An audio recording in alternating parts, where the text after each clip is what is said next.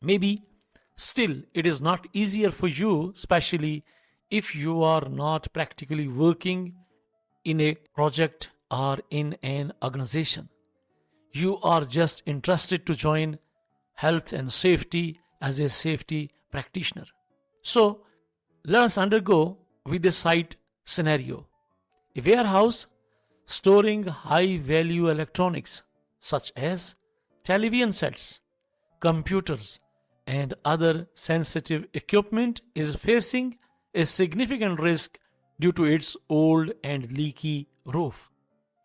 The warehouse operates in a region where seasonal rains are frequent, particularly during the winter months.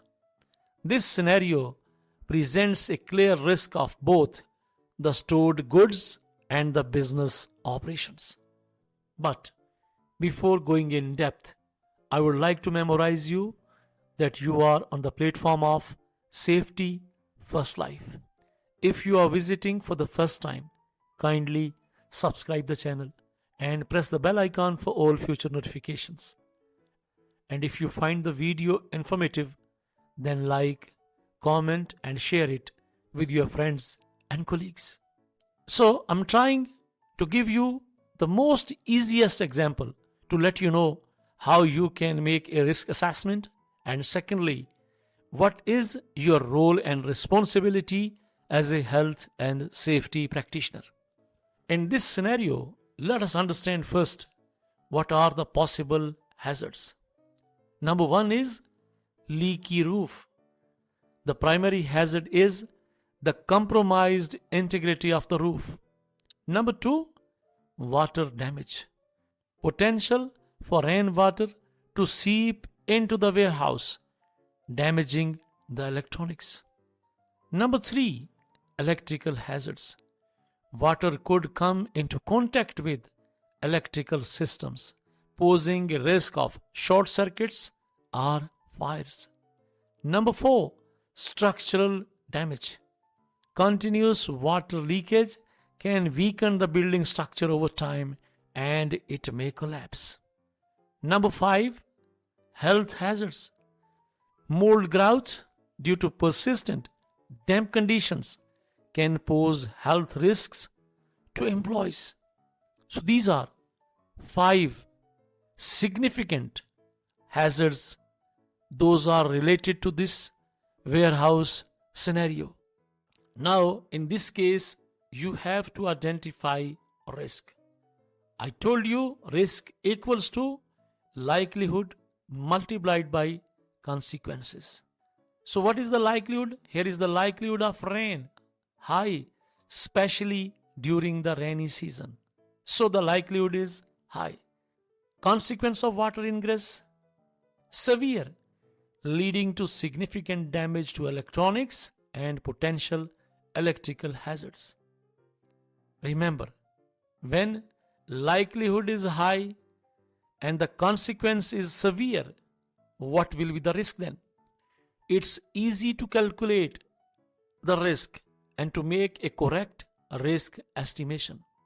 Likelihood, as I told you, L, high, rated 4 on the scale of 1 to 5, and consequences C, severe, rated 5 on the scale of 1 to 5. So, as I told you, risk calculation equals to likelihood multiplied by consequence. Likelihood is 4 multiplied by consequence, that is 5. 4 multiplied 5 equals to 20. It means the risk is high, and as a health and safety practitioner, you need to necessitate immediate action. Otherwise, there is a chance of potential workplace incident that definitely cause harm, injury, or a fatal incident. If you will not control, if you are lagging, if you are reluctant to take action, what might be the possible loss or the outcome? Number one is financial loss. Damaged electronics would lead to significant write-offs and replacement costs. Number two, operational disruption. Water damage could halt operations, leading to downtime and loss of productivity. Number 3, increased insurance premiums. Claims for damages might result in higher future premiums. Number 4, health costs. Potential health issues due to mold could lead to medical costs and absenteeism. Number 5, reputation damage. Failure to manage the risk could damage the company's reputation with clients and other business partners. As a business owner, as a team leader, or as a part of health and safety department, it is your responsibility to manage the risk, to minimize the losses, and to control the risk to an acceptable level. But here, there are 5 potential losses. The repute of the company is at stake. Health issues, increase in insurance premiums, operational disruption, and massive financial losses. Now, it is mandatory to adopt mitigation strategies.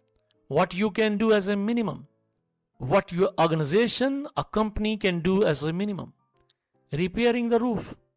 This is number 1 step. Immediate and thorough repair of the leaky roof to prevent water ingress.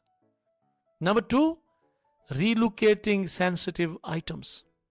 Until the repairing process is not completed, you need to temporarily move electronics to a safer part of the warehouse or to another facility until the roof repairs are completed.